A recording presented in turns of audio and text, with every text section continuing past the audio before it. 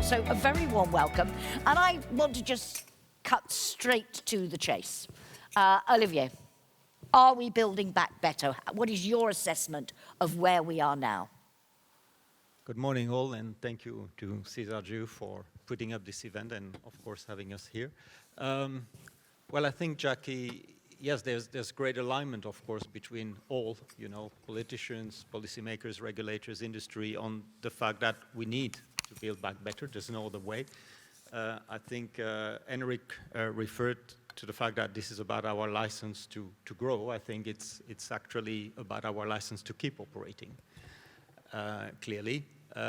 So are we doing it? I think the jury's still out as how much we're going to achieve in building back better.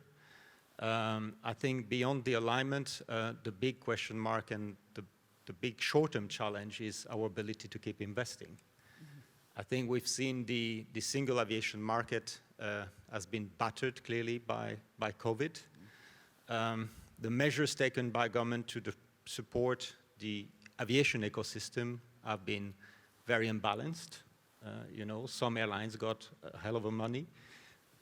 Other actors didn't get much, particular airports and ground handlers.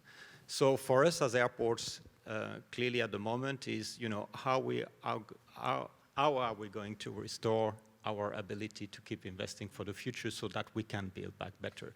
I'd like to come back to that in our discussion. Philippe, from your perspective, are we building back better? If we're not, what do we need to do? What are the challenges? We'll come into the detail of that later on. So, good morning, everybody. Let's take it from the optimistic point of view. I think the recovery is well underway, even if not yet, of course, completely achieved. The summer was very good. In terms of traffic, the appetite from passengers to travel is really back and even stronger than ever. and so money is flowing back in the system. So this is a good ground on which we can build. Of course, we have a lot of challenges, and it has been underlined by the previous speakers. The capacity issue is still there. The war in Ukraine, the fact that the airspace is much more constrained now, and the military will need more airspace for their own need, so more constraints on the traffic. The climate change, aviation is under attack, and we have seen this summer that the climate change is really happening, materializing with the overheating, the fires in the forest and everything, and so a real challenge for aviation. So we have a lot of new challenges. There is a silver lining, in my opinion, in the recent crisis, is that all the stakeholders have been weakened. All the stakeholders have lost resources, especially in terms of innovation and deployment. So if we want to move forward, we really need to cooperate.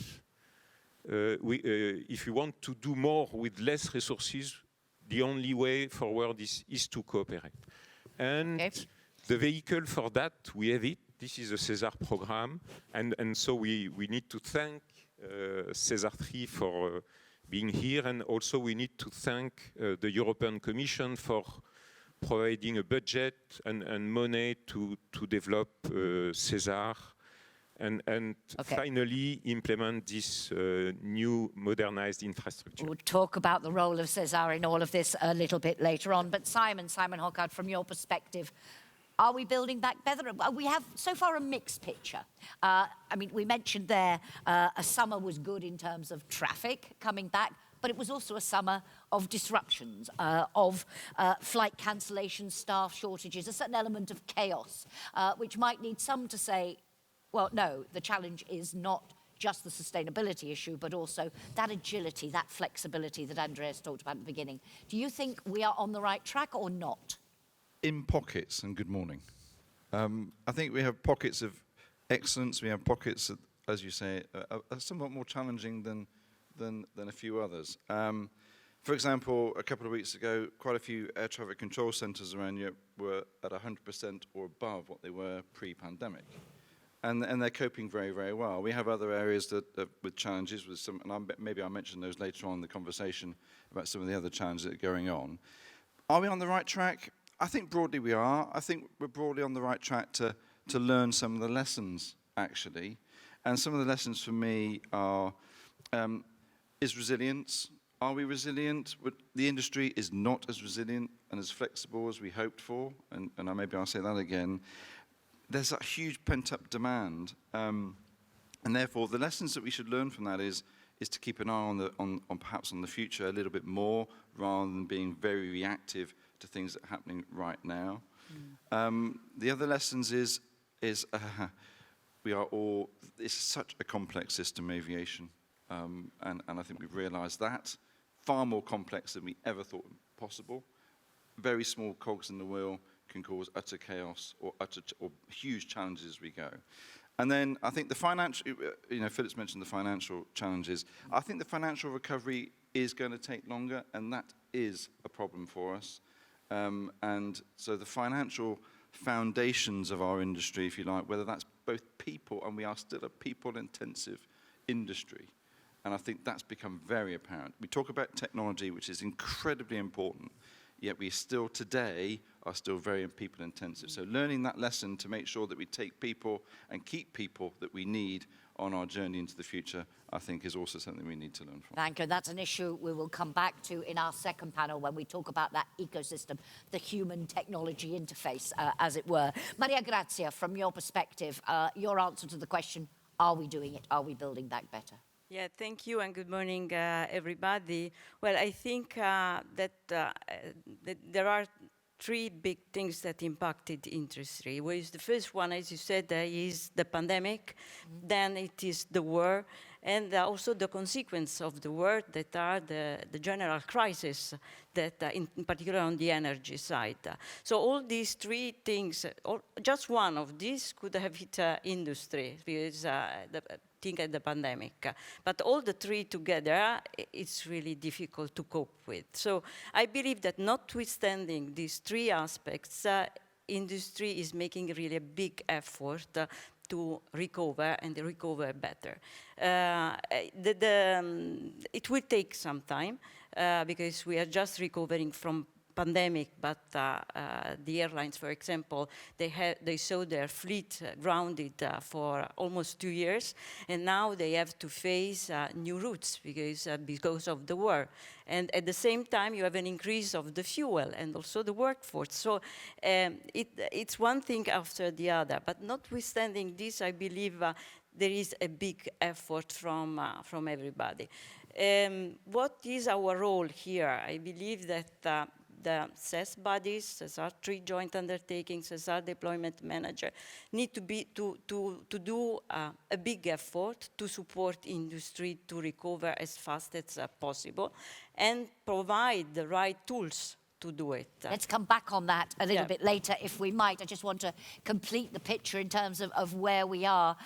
So, Raphael, from your perspective, your answer to the are we building back better, and also picking up on the points that Simon was making, what do you think the lessons of this summer are?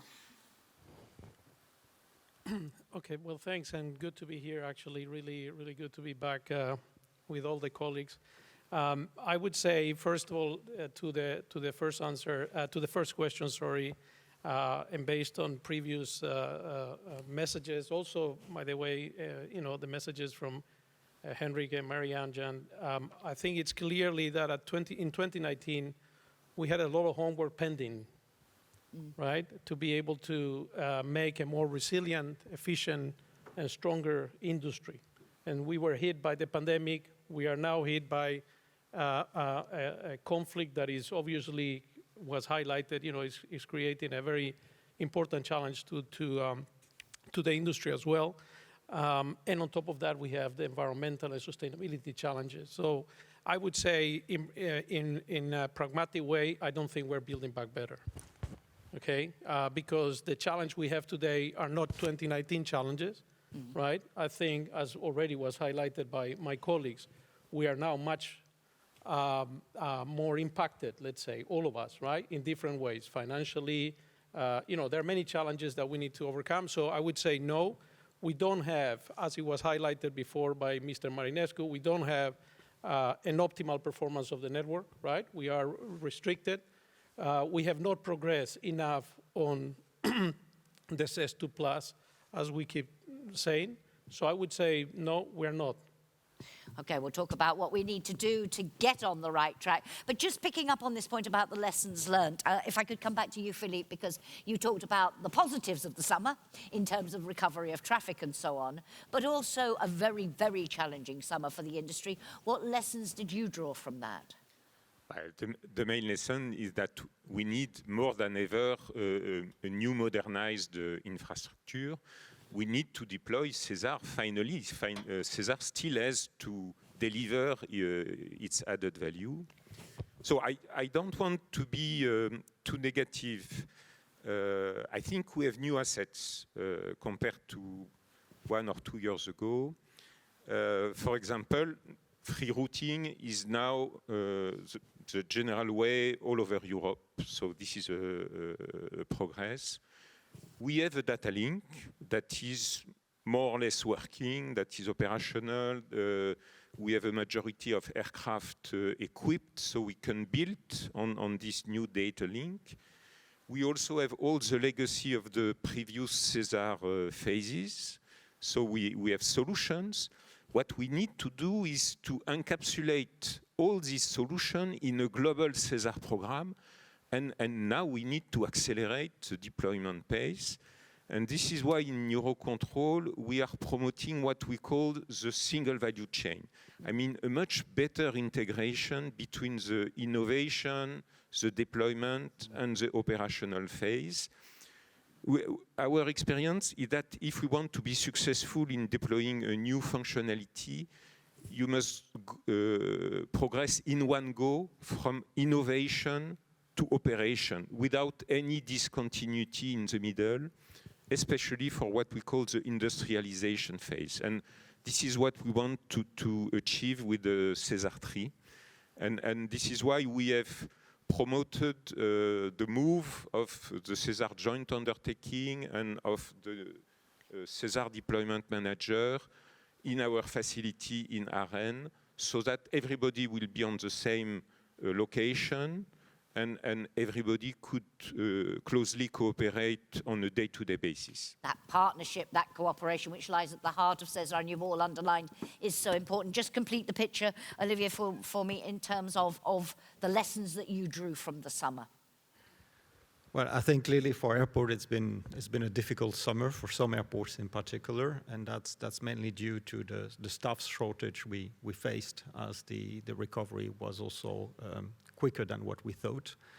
I think there are very local circumstances to that, where you have an employment, of course, that was very low. It was very difficult to get people back to work at the airports. I think we all together, all operational partners, that's something we need to work upon together to make those jobs more attractive, because that's still a problem today. I think it's linked to the fact that when you look at ground handling activities in particular, we've put a lot of focus on, liberalizing the activities, making sure it would be very cost efficient, very cheap. But actually what we've come to realize in this crisis through COVID is that the system was not very resilient. Because the people don't want to go back to these jobs because the working conditions are not great, the wages are not great, and clearly through COVID, people have different expectations and different offers. So I think we need to make the system more attractive to get people back to work. I think in the end, resilience is also what you pay. You get what you pay for, clearly. I think beyond that, more cooperation between all stakeholders, and for airports also the ability to be a bit more in control of what happens within our perimeter.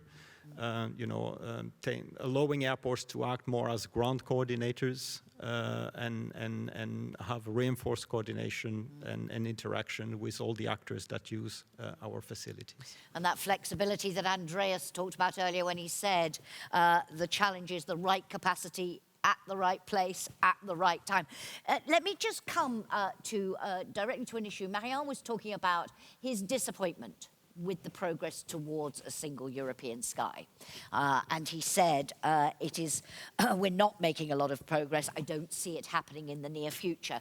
Raphael, what do you say to those who say, look, we saw a collapse in air traffic because of COVID. We may see similar impacts from the cost of living crisis, the energy crisis, depending on how serious it gets. Why do we need, at a time like this, why should we be focusing on developing a single European sky? Do we really need it right now? How do you answer people who say that? Well, the first simple answer is obviously because of those challenges, we do need more efficiency, more resilient to implement a system that it will be more cost effective, will provide the capacity for a growing traffic, right, that will be necessary in the future. I mean, these things are, when we talk about the collapse of over traffic or increasing cost of living, I mean, these are economic cycles. I mean, we have seen, if we look historically, the growth of the industry, the demand is there. Obviously, we do have challenges in terms of sustainability, and I think this is one of the very important elements towards that.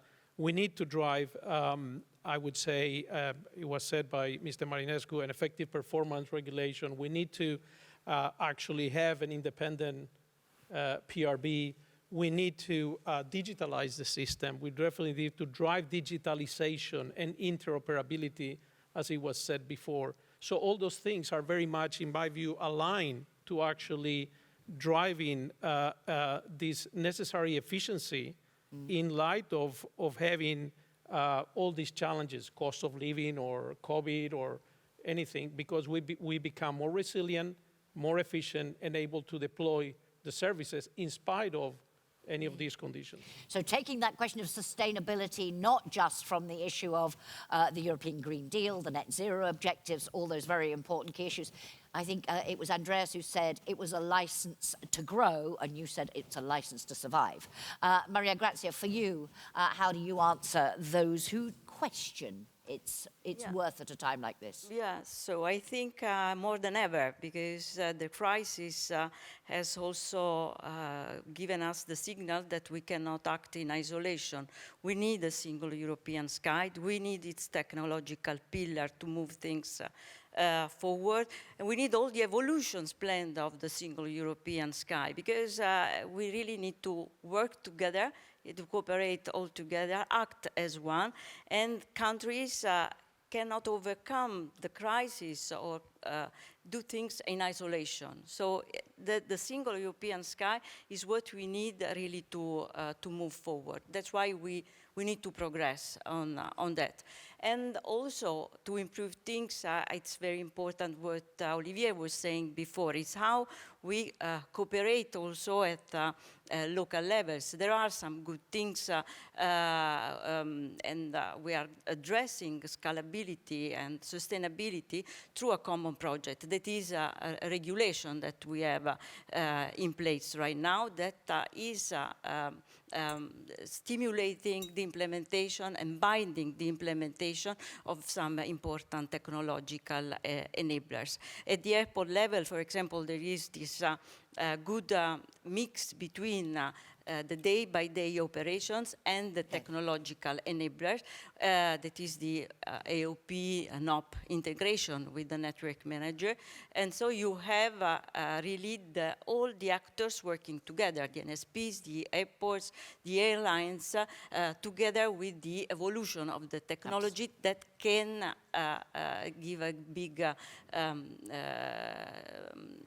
help in terms of sustainability in reducing taxi time, for example. Thank you. Simon, so this is an audience that would all agree how important this issue is for the reasons we've heard. So what is holding us back? What is behind Marianne's disappointment with where we are?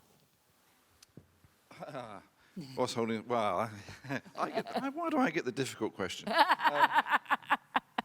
I think it's the how. Shouldn't sit in the middle, you Oh, see. no, 'Cause you build and then you get to the middle. I'll start you on an easy one No, later, you're I fine, promise. you're fine. I think it's the how. I think there's nobody in this room, there's nobody sat on this stage that thinks, actually, it's a relevant question, if I'm really honest. You know, we keep questioning, should there be a single European sky? What else is there, right? Yep. You know, so rather than ask the question, we should just get on and do it. And I think we're all committed to it. And therefore, if we have the commitment, we have the will, it always comes back down to, the how. You know, how it gets implemented. A pandemic or a conflict makes no difference. You know, and you mentioned the point about air traffic, disappearing. It actually, passenger air traffic disappeared, cargo didn't disappear. You know, business aviation didn't disappear. So it's still needed and it's still required.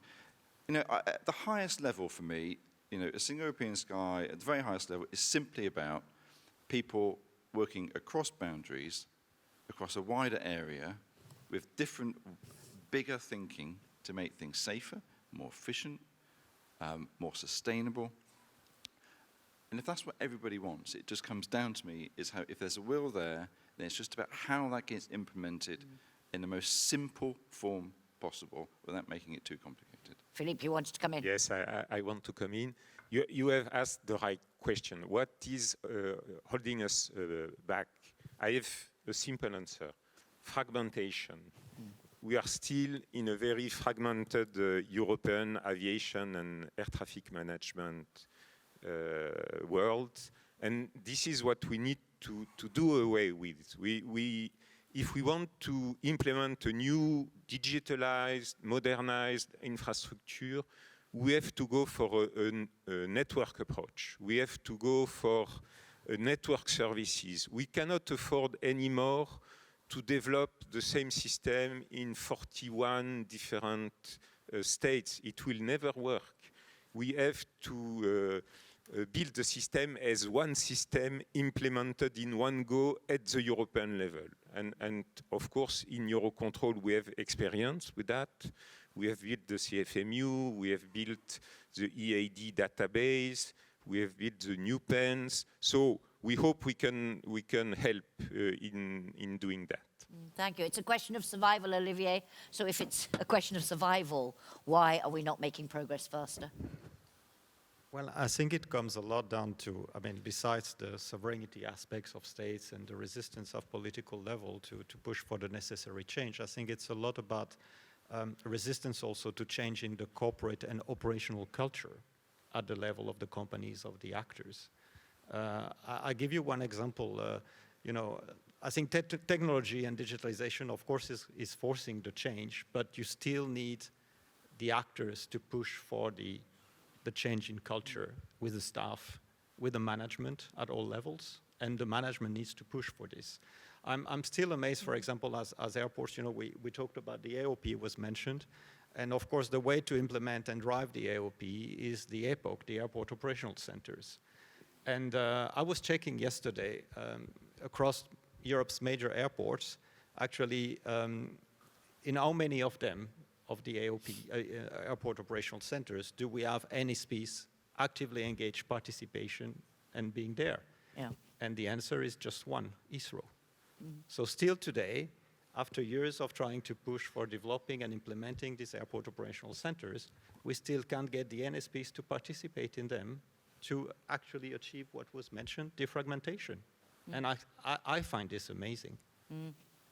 Thank you very much. I'll come out to all of you if anyone has a question or indeed a comment.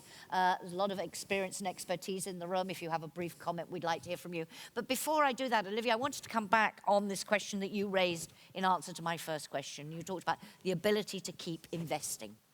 And in this situation, and we've all, nobody here needs convincing of the importance of air traffic management modernization, the importance of the work that SESAR is doing.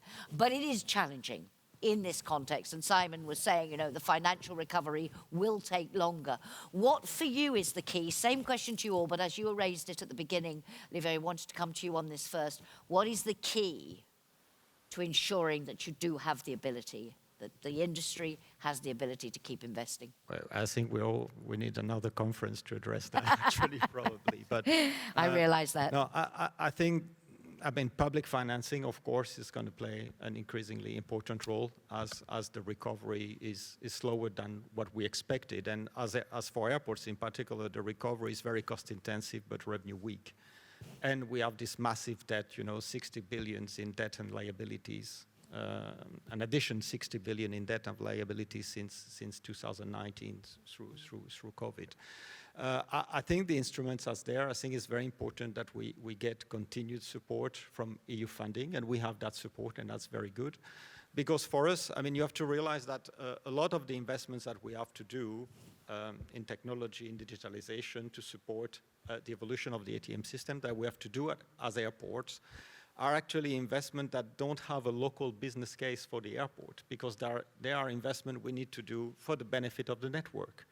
So if you're an airport CEO, it can be quite difficult to go to your board and tell them, well, we need to invest so many million euro, and the board is asking, okay, what's in it for us? Well, actually, not much. It's for the network to improve the performance of the network. So this is why we need those investments to be heavily supported by EU financing. And I think we have the framework today for that, which is very good. Other thoughts on this? Who would like to? Everyone? Well, Philippe, and then I'll come to Simon, then I'll come to Marie-Claire. So Philippe. Yes, Olivier has mentioned the cost-benefit analysis perspective. I think this is very important. For example, in last summer, in 2022, we will end up around 20 million euro minutes of delay. At 100 euro per minute of delay, it represents 2 billion euro of costs for the airlines. Also, we mentioned the inefficiencies in CO2 emission around 10%. At the present level of fuel price, I mean, around 1,000 euros per ton, this represents 5 million euro for the European 5 billion euros, sorry, for the European traffic. Of course, we cannot hope to remove all of that, but even if we remove half of this inefficiency, it's still 2 to 3 billion euros. So there is a business case for SESAR, for the new digitalized infrastructure. And this is why we need to go for it. And here I completely support what Olivier said. The public support from the European Commission is key, because all the stakeholders are still very financially weak. But there is a business case for the new infrastructure. Thank you. Simon. Yeah, I think this is linked actually to the previous question. It's about what can make Single European Sky successful and investment. They're inextricably linked for me. Now, one of the problems with the industry, I believe, is there's no first mover advantage. We talk about the wider, and I agree with what's been said here actually. You talk about the wider, bigger picture about the business case, but when you talk about it on a local level, there's a disadvantage sometimes by taking that first step, by being innovative, by creating more capacity, by doing services with others, or giving services away, for example. So how do we create something that makes that a compelling thing to do? And we talk about incentivization. That's one possibility. Of course, the flip side of that coin is there's going to be penalties if you don't achieve what you say you're going to achieve. So at the moment, I'm worried that the current system actually stymies innovation on a broader scale. We need to create a scheme that motivates industry to move to a more network, wider, bigger thinking than that more local focus. How? Well, it's changing the scheme. I think the only model that I can think is by giving first mover advantage. And it's getting somebody to take that first step and to be a good thing for both, either whether that's an organization, an ANSP, a company, a state. It's about saying we've done it and it's a good thing and we can see the advantages to doing that. There's nothing, to my knowledge, yes, the bigger picture is a compelling argument, but locally, if I'm going to think I'm going to lose money, I'm going to lose revenue, I'm going to lose investment, I'm going to lose socio-economic benefits within my own country. Actually, from a state perspective, that becomes a really difficult decision to make. Maria Grazia. Yes, so I think everybody touched more or less what I wanted to say. Of course, the funding is an important element. Could be grants or could be a combination of grants and financing. That's, of course, a priority. But what is also important is to identify what is the right investment, and this could come also from, should come also from industry. So what is the right investment we need to do? And then to do it all together in a synchronized and coordinated way. So, and this is also linked to what Philippe was mentioning before about the entire ATM value chain, because we need to identify from the ground what is the investment. SESAR 3 Joint Undertaking has the task to identify which is the technological enabler to make it happen, and then it's up for SDM to implement and to coordinate the implementation. So of course, then this could be supported by funding. And I also share the fact that the first mover advantage is a way to speed up some different approach that is more the network dimension, instead of being binded always to the local needs, let's say. I think, but I'm a bit optimistic. I think that this is entering the stakeholders' investments plan right now. So they are starting to think differently, and I can see this already in the investment plan. Of course, the hit is big from the crisis, and but this is coming. Rafael? Yeah, well, I think we agree that we need, there are some decisions that need to be taken to move forward with defragmentation or digitalization, or making sure that we are globally interoperable, right? But we have to also remember, we talk about how do we obtain, let's say, financing. The current network is actually, airspace users are paying for the capacity there, right? So the airspace users are already paying for that capacity, and the capacity is not being delivered. So what happens when performance is not achieved, right? So what is going to be, because today we have an underperformance, not everybody, as we know, right?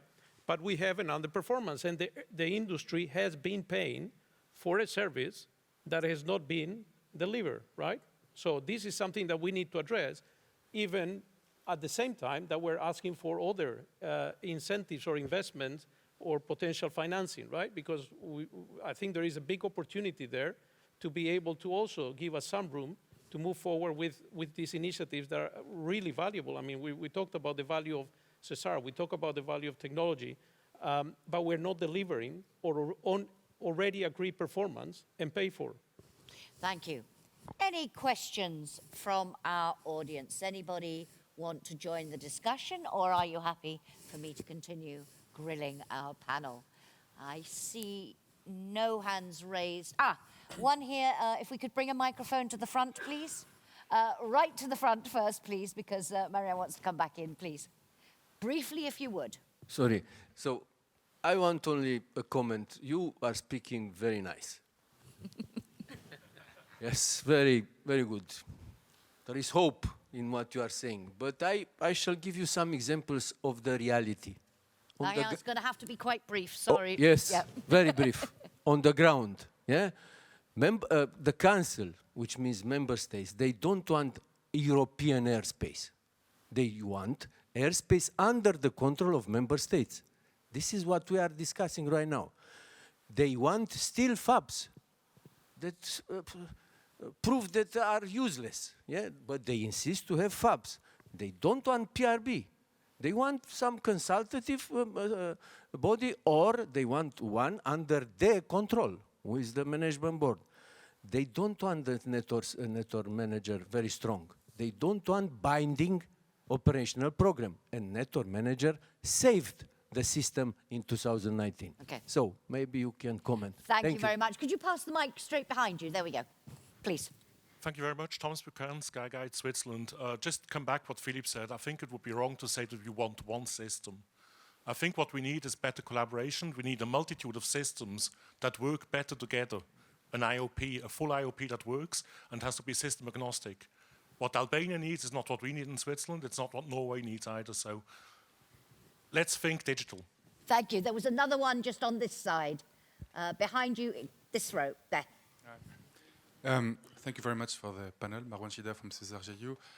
I would like the panel to reflect back on the early movers point. I mean, in practice, what is it that will actually incentivize the early movers? Is it funding? Is it recognition? What type of support you guys think could help encourage this behavior? Thank you very much indeed. I think that was... Let's come back. Quick reactions, if we would. Simon, I see you've grabbed your mic, so dive in. That was a mistake. I just lifted it off the chair. So my comments are, I share your pain. I think we forget there is a layer across, well, not we forget, but we have the industry layer, but we have the states layer. And the states actually get to hold many of the decisions and or make the decisions and or stop or slow down the decisions. And that's a layer within our whole ecosystem that perhaps that often gets forgotten. So there's nothing I'm going to disagree with you. In terms of incentivization, it comes down again, it comes down to the states, it comes down to socioeconomics. I mean, I will not name a state, but there's one state that has a number of centres. They wanted to close one or two and have one, and they could do that technologically, they could do that with services and so on, and the state stopped them from doing it because socioeconomically it wasn't good for for a particular region that another centre was in. So what does that mean? Do they need to be? Is there financial incentive, or does there need to be something else? You know, so often it comes back to money. Okay. Everything comes back to money. Talking to what Raphael was saying, it all comes back. If they paid for a service, they expect to get the service. If they don't get the service, should there be a penalty? There's got, as I said before, incentivization. There's got to be a flip side, and maybe that's how it gets funded. Thank you. Raphael, I think you wanted to come in then, Philippe. Brief ones if you would. Yes, Yeah, for hang on. Oh, for sorry, rewarding the early movers, it has to be financial because they need to convince their financial director, so they need a positive cost-benefit analysis. And for me, it has to be flight by flight. Meaning that if your flight is equipped, you pay less. If your flight is not equipped, you pay more. If after the regulatory deadline you are still not equipped, you pay a penalty. And then you create a positive cost-benefit analysis. But I agree that it's not easy to implement at European level. It was part of the recommendation of the wise person group, I remember, but I'm not sure it's yet implemented. Thank you. Raphael. I mean, I think what I would like to hear is maybe a question, which is, why are we resisting so much to have an independent regulatory body that will manage performance, or, right? So, which is very much in line to, you know, if we are so eager to move this forward, why are we still fearing demanding to comply with the performance and obviously, if not, pay the consequences, right? So I think this is, we need to answer that question. Other industries do have that independent regulator, let's say, and we are resistant not to implement it here. So maybe we need to answer. Sorry, I pose another question. Nope. But this is part of you know, we need to unlock this if we want to drive this performance that we are all talking about. So, you know, so much about it. The value of SESAR or digitalizing, and you know, these are all fantastic things. I mean, this industry is quite strong in innovating, in driving technology and all of that. But there are basic things here that we need to unlock if we want to see that performance there, right? I want to come back on the role of SESAR. Maria Grazia has talked quite a lot about it already, but to all of you. But before we do that, one other issue, and perhaps this time, Maria Grazia, I could start with you. New entrants. Because everybody talked about it in our opening. Henrik Hololai was talking about that full integration of the new entrants. How do you see the challenge in this area because of different performance characteristics and so on? What's the challenge and how great a challenge is it for the viability of our airspace? Yeah, of course, it's a challenge, but it has to be faced with a step Would you hold the mic up a approach. tiny bit? That's better. With a stepwise approach. So the first thing I think is to adequate and upgrade the systems and the infrastructure so that at the ground they can be able to cope with the new entrants. We need a strong regulatory approach because you need to integrate the new entrants, but also ensure that the normal aircrafts keep the same level of safety. And I also believe this has to be done, as I said before, with a stepwise approach. It's a challenge, but it can be done for sure. Other thoughts on this? Philippe? Maria Grazia is right. The challenge is clearly a safety challenge. We need, of course, to integrate the new entrants, but it's not easy to integrate them in a safe way. So we have progressed. We have now, I think, a robust operational concept that was developed by SESAR within the Chorus project. Now we have reached the stage where we need real-life experimentation to demonstrate the possibility. We need to develop prototypes. I think it will happen, but it's not easy, especially at low altitude, because communication at low altitude is difficult to preserve. You can have a disconnection of the link. So we are moving forward, but it's not as easy as it was initially thought. So it's a real technical challenge. And it is an issue we'll come back on in later panels, and also this afternoon in a hot seat interview I will be doing with the Chief Executive Officer of Volocopter. I did want, before we close, to talk more about the role of SESAR in all of this, because we've heard, and Maria Grazia in all her answers has referred to how she sees the contribution that SESAR is making, and we heard earlier already provided a lot of solutions, working on more. You're going to see and hear about some of the exhibition people a bit in just a moment, and the sort of work that's being done, the results that are being delivered. But for each of you, given the scale of the challenge that we've been talking about, and how do we build on that? How can SESAR really help to accelerate progress? Thoughts on that?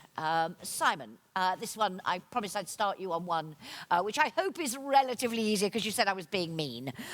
So the role of SESAR and what it needs to do and what are your expectations? They need to deliver.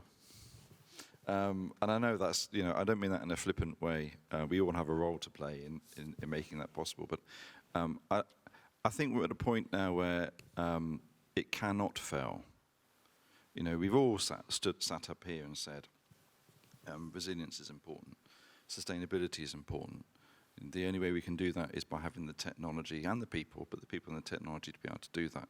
And we are really at that tipping point. We're coming out of a crisis, still with other crises happening, and now's the time to do that. I think that what they've done so far, actually, for the new three. There's two things I think that are quite important. They've included new entrants. And it comes back to what was said before. That's a huge challenge. I've never seen such a... we have to be careful with the new entrants.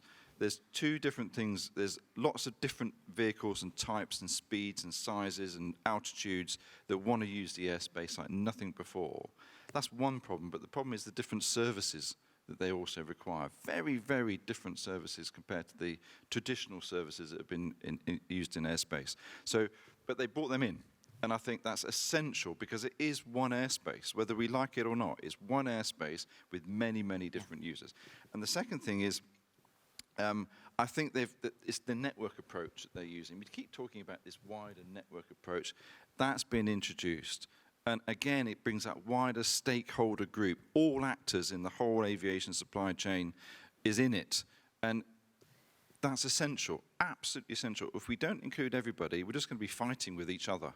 I wasn't included, or I didn't know about it, I'm going to stop it. So they're the big implications, and I'm very, very pleased to say that they're addressing those right up front, which I think enhances their chances of success. Thank you. Olivier? Well, I think with SESAR 3, really, we've broadened the scope. We're moving more towards the not just gate-to-gate, but the door-to-door approach. We're putting the passenger more at the center. So I think it's really moving in the right direction. The difficulty might be in finding the right balance between the low-hanging fruits, you know, pushing for what is ready to be deployed, but still pushing for, you know, looking at the future, more disruptive operations. I think what I'm encouraged is the fact that we've seen a lot of interest from airports, and not just the major big hubs, for SESAR. And I think that reflects the positive evolution and the relevance, the increasing relevance of SESAR for all of us. And down the line, I mean, coming to Mr. Marinescu's comment, I think for now, unfortunately, I would say SESAR remains our best hope to achieve something in terms of the single European sky. And I share, of course, his frustration. I think we all share his frustration. I think looking forward, if we want things to move more at political level, I think we need to widen the discussion about the single European sky and get it out in the public and engage the NGOs on this. Because, you know, the single European sky is what will deliver 10% reduction in CO2, potentially immediately. That's our best chance to make a big difference for the climate, and we're not making it. So I'm always amazed at the fact that NGOs don't engage on the single European sky, because there's a lot of stake for what they defend, the climate, and I think we should work closely with them to try to push states to move on. Thank you. Raphael? Yeah, well, I definitely support what my colleagues already said, but I would say we definitely back the efforts. We believe very much in the R&D that is being done. I think in the long term, when we talk about and the digitalization that we will be needed, not only on the 5 or 10 year period, it will be needed for the 2050 period, right, to be able to achieve the efficiencies that are needed to be sustainable, in that regard. Also, we have to bear in mind that some of this might not be able to deliver in the short term, right? So we need to also definitely find ways to optimize the synchronization of implementation of things in the short term, right? We do know today, for example, aircrafts are, the new aircrafts are highly advanced, right? So we should synchronize better what are we coming to implement or mandating in the short term, right? While working obviously in parallel to these long-term initiatives. But I think there is a strong value, I would say, and we support very much the work that is being done today. Philippe, and then I'll come back to you, Mariga. I wanted to give the others a chance, and then you can briefly react to it. For me, this is the moment of truth for SESAR. This is when SESAR has to deliver. I think SESAR has all the components, the building blocks to achieve it. What is really necessary today is for SESAR to prioritize. We need to define now what are the 5 or 6 big programs that we want to deliver in the next 7 years. And then, so we need to prioritize together, of course, with all the SESAR members. And then we need to do retro-engineering. If we want, for example, to implement a trajectory-based operation, what are the preliminary prerequisites we need? And then we make sure that whether in the SESAR SGU or through the SESAR deployment manager, we can deliver and provide these prerequisites. So for me, this is a priority today. Thank you. Yeah, thank you. So from my point of view, of course, SESAR is an essential pillar, but we are taking advantage of the new SESAR 3 joint undertaking and this enlarged scope, as well as the new partnership that is behind the SESAR deployment manager, really to build better. So we are establishing strong synergies among the 2 pillars of SESAR, research and development and deployment, to really understand what are these priorities and to speed up the implementation. However, it's not something that still has to come. It's something that is already happening. So I would like also to stress that there are a number of elements and technological improvements that are already happening. It's a free route implementation. We're pushing out now for the cross-border dimension.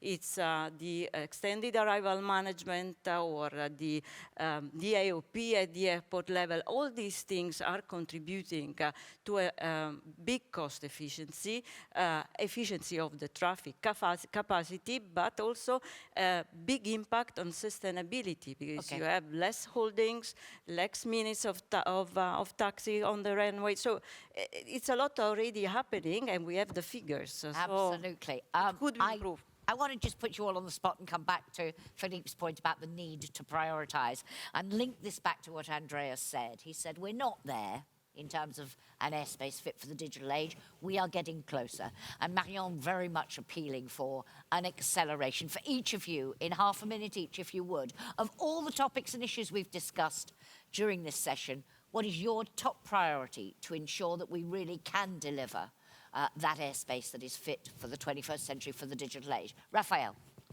I would say effective performance regulation, right, based on airspace users' needs, right? I would say strengthen the regulatory bodies driving Single European Sky achievements, and obviously prioritize actions that will reduce emissions, right, which is a high priority for all of us, and delivering on this digitalization, ATM digitalization strategy. And we're going to talk about delivering on it in our next sessions. Maria Grazia. Yeah, so on what in particular? So Your top priority among all the issues we've the top talked about. priority. Yeah. Okay, yes, the top priority for me now is to move towards a trajectory-based operation. That is really a big priority. We are building together, really closely working together, the SESAR Joint Undertaking, SDM, and Network Manager also, in cooperation with the operational stakeholders to make it happen immediately. It will be a big change for ATM, and we need to speed up. And I know that everybody is fully committed. Thank you very much. Simon. I'm going to cheat two things quickly. I think one is to create the incentive or to create the appetite to think big when local. So, you know, to create that energy across the network and to stop this first mover disadvantage. The second thing is, it's a simple word to say, but it's so difficult to achieve, is collaboration. We must work together across the entire aviation system, whether that's a state, whether that's a regulator, whether that's the industry and any player industry. To move fast, you've all got to be facing in the same direction. And if we're all fighting in slightly different directions, it's just going to slow everything down. Thank you very much. Philippe. I have already mentioned it. For me, the priority is to prioritize the SESAR project. Maria Grazia has mentioned trajectory-based operation as the most important program. I fully agree. And in fact, we are back to the initial SESAR objective, the business trajectory. I don't know if you remember the business trajectory. Trajectory-based operation, this is to achieve the business trajectory. Thank you very much. Olivier, you have the last word. Thank you. I think for us as airports, it's everything that will move us from just collaborating to really effective integration operationally between the air and the ground in support of what we call total airport management. And of course, CO2 reduction, CO2 reduction, CO2 reduction. And on that note, ladies and gentlemen, will you join me in thanking our panel very much indeed for a great discussion? Thank you so much. And we will come back on a number of these issues.